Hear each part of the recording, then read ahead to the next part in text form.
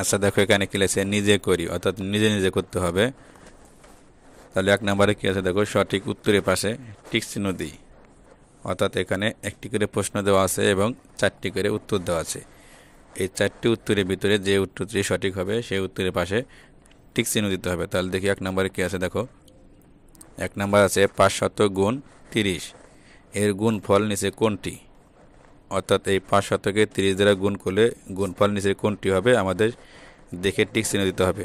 ক নম্বর আছে কত, 150, খ নম্বর আছে 1500, গ নম্বর আছে 15000, ঘ নম্বর আছে 1,50,000। এখন কোনটা হবে আমাদের টিক চিহ্ন দিতে হবে। তাহলে কীভাবে বের করবে এটা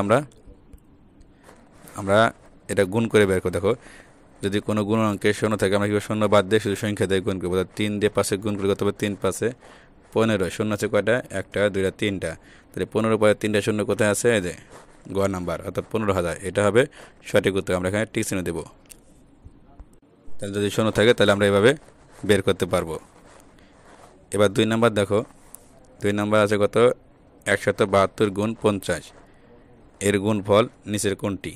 তাহলে ক নাম্বার আছে কত, 5500, খ নাম্বার আছে 8500, গ নাম্বার আছে 8600, ঘ নাম্বার আছে 17250।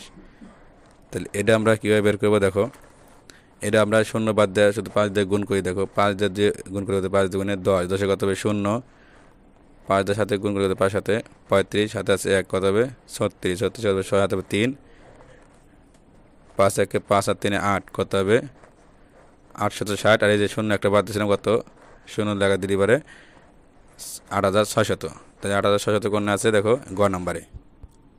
তাহলে এই গ নাম্বার সঠিক উত্তর। আমরা এখানে টিক চিহ্ন দেবো। যদি শূন্য থাকে তোমরা এভাবে বের করতে পারো। এরপর 3 নম্বরে দেখো, নিচের কোনটির গুণফল 70 গুণ 50 এর সমান? তাহলে নিচে যে গুণফলগুলো আছে এই গুণফলগুলোর ভিতরে কোনটির গুণফল এই 70 গুণ 50 এর সমান সেটা আমাদের বের করতে হবে। কীভাবে বের করবো দেখো, এখানে ক নম্বর আছে 7 গুণ 5, খ নম্বর আছে 7 গুণ 50, গ নম্বর আছে 70 গুণ 5, ঘ নম্বর আছে 50 গুণ 70। তাহলে এটা কোনটা হবে, এটা কিন্তু 50 গুণ 70 হবে। কীভাবে হয় আমি তোমাদের বলি। আমরা কিন্তু এর আগে কি করছি যে গুণ্য এবং গুণক স্থান বিনিময় করলেও কি হয়, গুণফল একই থাকে, মানে সমান থাকে, পরিবর্তন হয় না। এখানে 70 গুণ 50 গুণফল যা হবে 50 গুণ 70 গুণফল কী হবে, একই হবে। স্থান বিনিময় করলেও কী হবে, পরিবর্তন হবে না, একই গুণফল হবে। দেখো যে এই আগে আছে 70 পরে 50, এখানে আগে 50 পরে 70, কোনো সমস্যা নাই। এইখানে উত্তর হবে গ নাম্বার। তাহলে আমরা এভাবে এই টিক চিহ্নগুলো সমাধান করব।